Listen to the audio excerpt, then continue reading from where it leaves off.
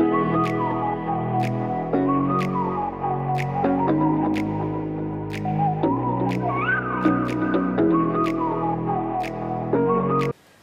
I'm Laura, welcome back to the channel and welcome to the start of another vlog. Today is Thursday, the 1st of March. No man, jeez.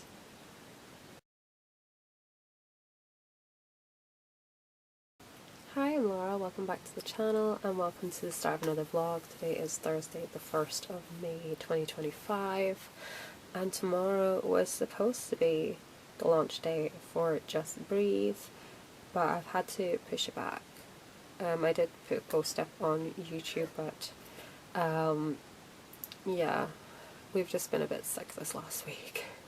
Started with, I mentioned in another vlog, little Rosie, she had a sickness bug, and then went on to Rowan, and then I started getting ill. Mikey's just been a snot volcano.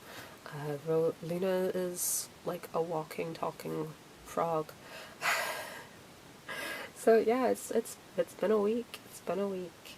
And then to cap that off with bringing all of my stuff back home from the office space. I don't know if I maybe jinxed it or if I was just genuinely getting a bad vibe when I talked about, you know, this space not working. There is this sort of atmosphere going on. There's a lot of shifts. I'm talking about cutbacks and hours getting cut back, and they've taken someone on to help me do the housekeeping, because up until now it has just been me.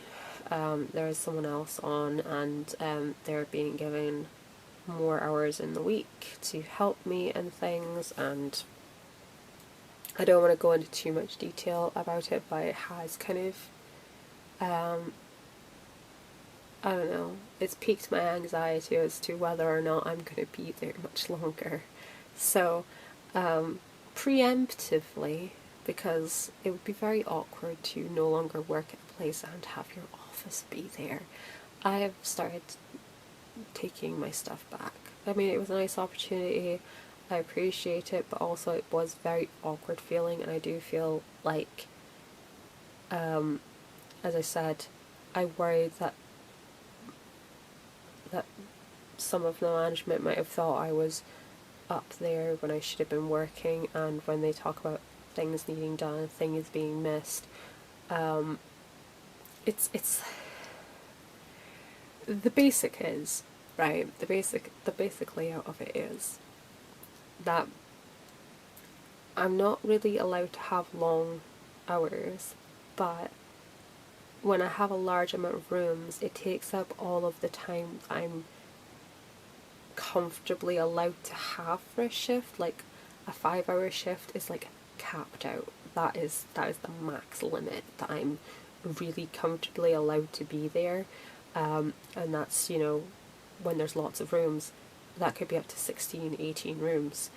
At the moment it's been around 8 to 10 rooms a day, and I'm just managing to get those done by 12:30, and to stay beyond that, to do extra bits and pieces that need to be done, well, it's like, well, you've done all the rooms, why are you still here? That kind of jazz. And but then again, you get talked to about things being missed, so I'm not allowed to. It's does this make sense? Does it make sense? Like, I don't have the time to stay and do the extra cleaning, but I've got the time to be up in the office writing. It's like, well, you don't pay me for that time, but you also won't pay me for the other time, so yeah, I can't win. That's how it feels. So yeah, we're going gung-ho with the books. Taking all my stuff home from the office, hence why yeah, you can probably see how trashed my bed is right now. I've just finished sorting a bunch of washi tape and labels and things. There's so much stuff on my windowsill right now.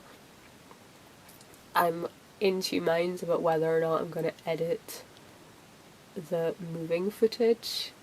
Kind of like doing a whole, it would be like a whole 360 vlog, packing up my stuff, setting it up, just to take it all back again and watch me set it up again here. Yeah, which will be difficult because there's significantly more things now since I've moved things over there and come back. I say significantly, it's not like huge amounts, but there is more things, and they're like bulkier things, like bowl clips. I did end up with quite a lot of bowl clips. I will say these large tubs, I know they come with measurements, but I just have this sort of spatial awareness dysfunction. It says that they're 51 millimeters. In my mind, 5 centimeters is not that big. Why is it that big? That's like 10 centimeters to me. That doesn't look like 5 centimeters, it looks way bigger. But yeah, that's why I ended up ordering two, because I didn't realize they were going to be as big as they are. I also got ones this size. I think they're the same-ish. I thought these ones were going to be this size. They're slightly smaller. And I thought these ones were going to be smaller still. But it's fine. It's fine. It just means they're going to hold a huge chunk of paper really, really well. And yeah. So, and they're quite bulky. They take up a lot of space. And sorry, I'm knocking you about. It'll be fine. It'll all be fine. Let me have my little party, and then I'll come to my senses, and it'll all be fine. But yeah. So that's why I'm not launching tomorrow as planned. Family illness, moving my office back home. Not really gotten a chance to finish edits or finish formatting, and yeah. So as I say, today is Thursday night. It's like, I think it's about 8:45 at night. I've just boiled the kettle and waiting to make some tea. I've had a bath and washed my hair, which I need to do something with my hair. I'm thinking of cutting it into a style and like putting blonde lights through or something. Totally irrelevant. But yeah. So over the next 3 days, once I finish work tomorrow, I've got a very high intensity plan to get as much done over the weekend as I can. It includes a Bluey marathon for the kids with popcorn, so that should give me like at least an hour of uninterrupted working, you know, fit in some little kiddie naps. We could get 2 hours of work done. It'll be great. It'll be grand. Honestly, like, if you give the kids something that will, like, hold their attention for a stretch of time, everything's good. And nap times are good too. But, yeah.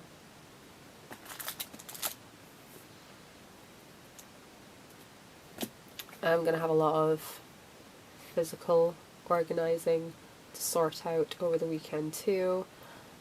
Just get everything back in its place or find a new place for everything. Also, you know, this is another thing. When I say significantly more things that are like bulky, a tub of stickers fell over. Onto this. This is 500 sheets of lined paper with punched holes. Usually when you buy like a refill pad, you'll get like, it says like 400 pages. What it means is like 200 sheets, so it counts site back to back as a page. So this page, that's a page, but it's just one sheet of paper. 2 pages, 1 sheet. This is 500 sheets. It's a whole ream of lined hole punched paper, and it was $1.99 from Home Bargains. Did I need it? No, not desperately. Will I use it? Most definitely. Most definitely. I go through pads of paper like nobody's business. I mean, I don't finish them.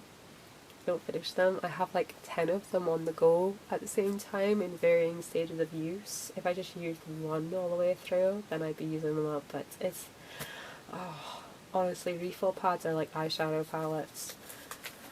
You can never just stick with one of them. You've got like 10 of them on the go. But yeah, you saw how chunky that is. Like, I need to find space for that as well as like the dust. It'll be fine. It'll be like an epic game of Jenga or Tetris. It'll be fine. It'll be fine. We'll work it out. I do need to do a bit of decluttering in other areas of the house. I think I might declutter some of my makeup and some of my books. I need to organise my bookcase. So yeah, I might have a little video of me organising my bookcase coming up. There'll definitely be a video of me organising my desk anyway, whether or not I put in the moving footage or not. I'm now just sort of filtering out all of my thoughts, offloading all of my thoughts onto y'all. But yeah, I did order, it's coming up, like this is my birthday month, I did put in a couple of Temu orders for like my birthday, because I'm such a kid. But yeah, I did order a bunch of things for my birthday. A lot of it has already arrived, but I'm waiting for some. Sorry, my battery car out there, but I was just saying that I got a lot more like PET tapes and stickers and stuff. Washi tape. You know, the usual fare. But yeah, I'm going to be doing a very intensive session over the next 3 days, try and get as much of the final edits done that I can, try and get into the formatting before the end of the weekend. I've actually been working on, actually I'll go get it, 1 second. I've been working on my story bible for the Hellmouth. I think I showed this in the last vlog actually, but I've been working on the gangs that are involved. So I got my Russian gang, my aristocratic group, the main gang, and this is sort of like hired assassins. This is going to be like street gangs and like single criminals. This area is for like key figures. I've got a section for backstory to, you know, just keep my story straight, continuity. I've been putting these little extra pages in, just gluing them in. This area is for like locations. And then we have an area for our romantic attachments. So I'm going to like list out all the couples that are going to be in here. Not just the ones that already have stories mapped out, but the ones that need to be mapped out, because there are, within the stories, there are players and characters that will have their own stories. And yeah, so that is about the only writing relating thing I've done in the last week. I've also kind of nosedived really heavily into like gangland stuff. I did comment on this in the last vlog, I think. But I've been reading Martina Cole, what is it called? Dangerous Lady by Martina Cole. I've been reading that and it's really good. It's kind of set alongside the timeline of the Crays and the Richardsons down in London, and with that I've kind of gotten into listening to podcasts about that era and getting into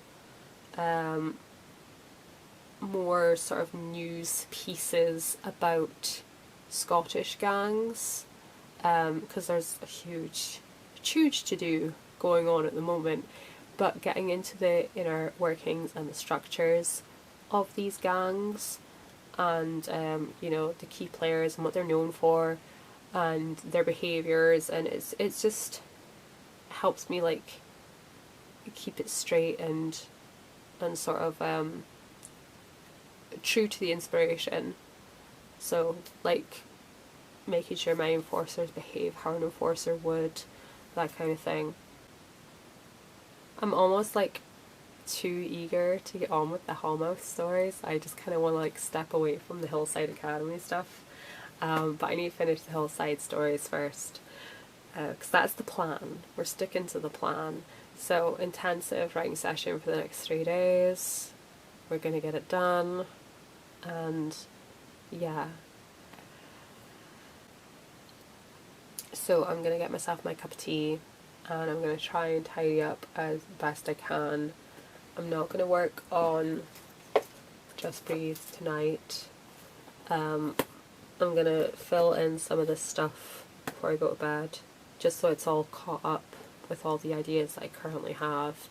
I have been on ChatGPT, as I've mentioned, and it's been really helping me work out the bugs in the lineup of all the gangs and who they are, and trying to make it very Scottish, the lingo, and yeah, it's gonna be epic. It's gonna be really interesting. Other thing, I have been reading a lot, as I mentioned, the Martina Cole book, but I also have been going to the library, and I got out a bunch of books. I got these, not this week just past, but the week before. I had to return some books, and then I went for a browse, and I came out with these guys because why not? I got a couple of Mills and Boon because of course I would. Married in Name Only and From Heartache to Forever, so we'll give those a go.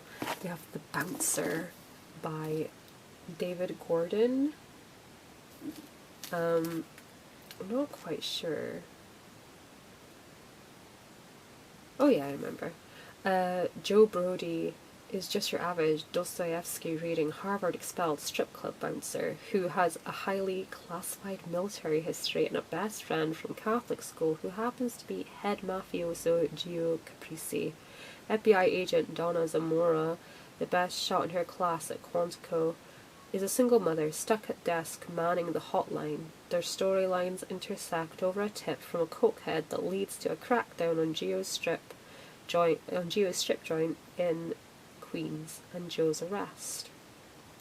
The Fed and the bouncer lock eyes outside the jailhouse, launching them both headlong in a non-stop plot that goes from backroad gun show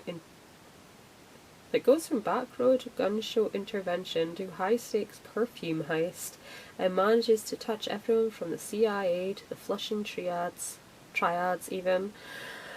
Beneath it all lurks a sinister criminal mastermind whose manipulations could cause chaos on a massively violent scale. And yeah, I've never heard of this book before. It was literally just kind of sitting on the shelf. I saw the neon writing and I was like, oh, The Bouncer, that sounds like something. So we went with that. This is The Twilight World by Werner Herzog.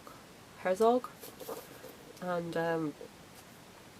I kind of wanted to read something short of a different sort of writing style, just for trying out different writing styles, see if I can diversify mine, make it more textured. This says, the night coils in fever dreams. No sooner awake than with an awful shudder the landscape reveals itself as a durable daytime version of the same nightmare, crackling and flickering like loosely connected neon tubes. From daybreak the jungle has twitched in the ritual tortures of electricity. Rain. The storm is so distant that its thunder is not yet audible. A dream? Is it a dream? A wide path on either side, dense underbrush, rotting mulch on the ground, the leaves dripping, the jungle remains stiff, patient, humble, until the office of the rain has been celebrated. It sounded like very poetic and like literary and descriptive, and I have trouble with description. I'm very, I don't know, I feel like my writing is quite dry, There's no meat or chunkiness to it, but at the same time, I personally can't stand over descriptive work. So I remember reading The Luminaries, and it was like 2.5 pages, and this person, who I hadn't discerned what gender they were still standing in the doorway. They were describing literally everything we saw for 2.5 pages, and they hadn't left the doorway yet. And it was driving me bananas. I couldn't get any further into The Luminaries. So, yeah. This is Sight by Jessie Greengrass. And it says, it seemed at times an act of profound selfishness to have a child, so that I might become a parent, but selfish too, to have a child and stay the same, or not to have one. Unless the only honest choice would have been to try and become this kinder version of myself without the need to bring another into it. In Sight, a woman recounts her progress to motherhood, while remembering the death of her own mother and the childhood summers she spent with her psychoanalyst grandmother. Woven among these personal recollections are significant events in medical history. Wilhelm Röntgen's discovery of the X-ray and his production of an image of his Hans wife, Sigmund Freud's development of psychoanalysis, and the work he did with his daughter Anna, John Hunter's attempt to set surgery on a scientific footing, and his work as a collaborator with his brother William and the artist Jan van Rimsdijk on the anatomy of pregnant bodies. What emerges is the realization that while the search for understanding might not lead us to absolute truth, it is an end in itself. And yeah, it just sounded really, really like insightful and deep, and it's like 200 pages-ish, so it won't take too long to go through. And then lastly is Lisa Jewell. Louise Benson sometimes pops up in the comments section here, but we're friends on Facebook, and she posts her reads at the end of every month, and almost, I think most months, she's read a Lisa Jewell book, and I was like, you know what, let's give it a bash. I've heard lots of really good things about Lisa Jewell books, so it just kind of pushed me over the edge. And this one's called None of This Is True. Celebrating her 45th birthday at local pub, podcaster Alex Summers crosses paths with an unassuming woman called Josie Fair. Josie is also celebrating her 45th birthday. They are in fact birthday twins. A few days later, Alex and Josie bump into each other again, this time outside Alex's children's school. Josie has been listening to Alex's podcasts and thinks she might be an interesting subject for a new series. She tells Alex, on the cusp of great changes in her life. Alex agrees to a trial interview. Josie's life appears to be strange and complicated, and although Alex finds her unsettling, she can't quite resist the temptation to keep digging. Slowly, Alex starts to realize that Josie has been hiding some very dark secrets, and before she knows it, Josie has inveigled?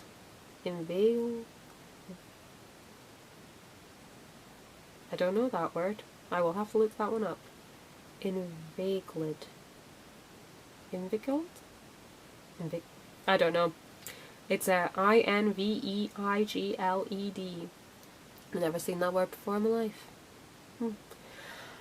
life. She has, impossible word, her way into Alex's life and into her home. Soon she begins to wonder, who is Josie Fair and what has she done?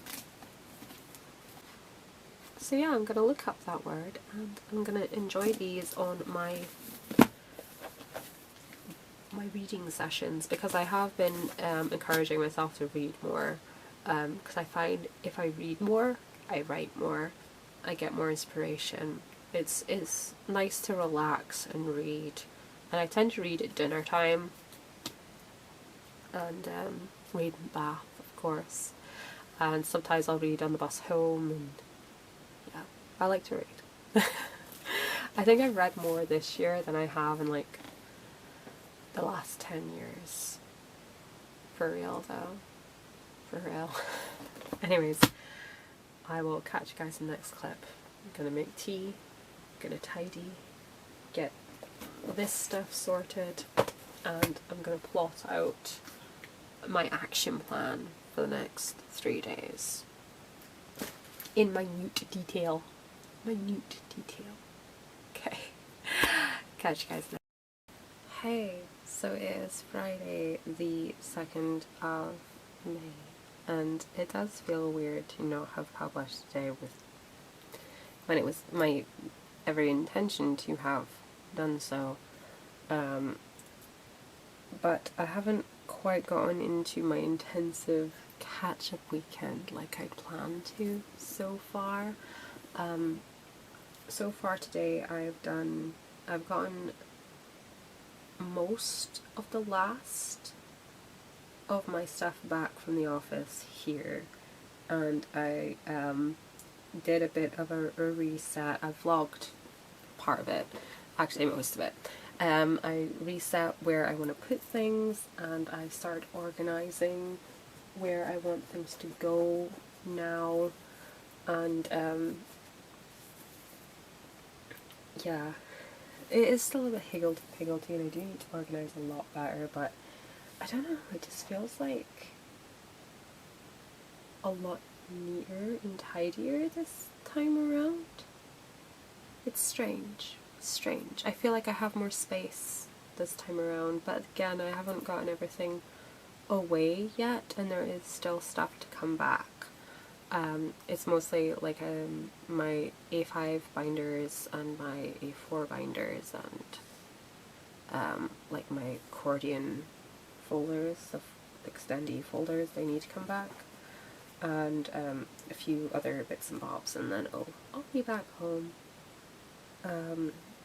But yeah, instead of doing my catch up, I've been back in the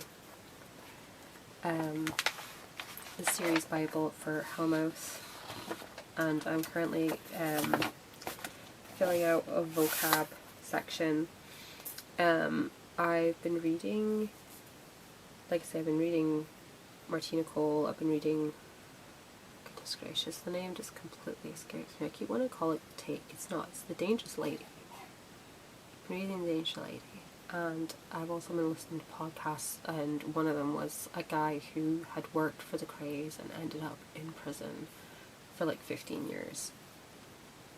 And he started talking about things, and he said he called someone a street artist and described what street artist was and what they did. And it made me think about, oh my goodness, I never actually thought about this. There's like slang, code terms for like petty criminal type things, so I did. Again, I know, I'm so terrible. I go on ChatGPT too much. But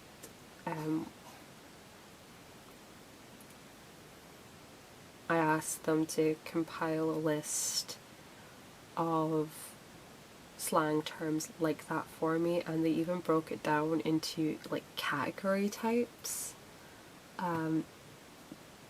So it's got ones for good grief, for robbery and mugging, burglary. I'm sure you've all seen those memes. It's so hard for Scottish people to say burglar. Burglar.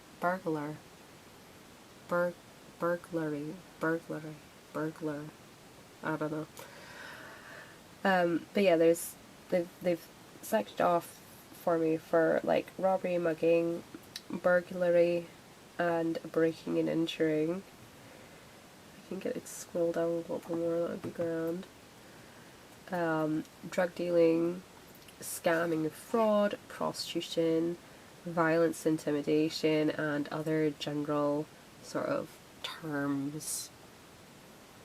And then we carried on discussing it, and he came up with some sort of colloquial, like Aberdonian dialect sort of words for certain things as well, and I'm like, ooh, now this is interesting. So not only do I have some general like UK-wide slang for these activities, I also have like, I don't know if they're just made up or if they are actual genuine like terms, but it just adds like this extra layer, extra dimension, and having that. Oh, I'm itching to get on with the Hellmouth books. I really am. It's gonna be, I'm scared. Like, I'm excited, but I'm also really scared. I feel like I'm biting off a lot more than I can chew with this world. And I feel like it's gonna be as much a suspense thriller crime gangland series as it is a dark romance. Like each book in itself is a dark romance, but they piece together a picture of a larger story of coming together and fighting a bigger bad. Oh, it's gonna be so intense. I'm so freaking excited. So freaking excited. But I do need to get the first Hillside Academy trilogy sorted. That was the first port call, so we'll do that as well. But right now I'm just gonna chill out, make me a cup of tea. It is only 10 to 10 and I just have, I'm good for energy, so I'm just gonna finish doing this vocab and yeah, in the morning I'm gonna edit stuff, and then we're gonna go balls to the wall and get all the final stuff done for Just Breathe over the next, for Saturday and Sunday. Because my plan is to finish what needs to be finished tomorrow and then print it, and then I've got my, have I got them here? Yeah. I've got my little sticky notes, and I'm going to go through the manuscript and add my notes where I need to, and then on Sunday I'm going to go back in and adjust those notes, well, adjust the manuscript with the notes, and I'll do the same thing, print it off and go through it, because I find it easier to make adjustments on paper copies, like write notes in the margin, add sticky notes, that kind of jazz. If I need to, I'll even grab a whole sheet of paper and just add to it. And yeah, there was no way I was getting that kind of work done last week. There just wasn't. I don't know if the lingeringness in my voice is apparent, but I still have a snot fountain going on up here, and so do most of the kids. So yeah.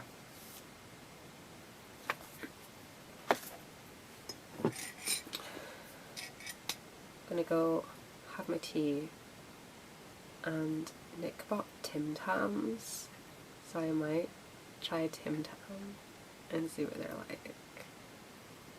So yeah.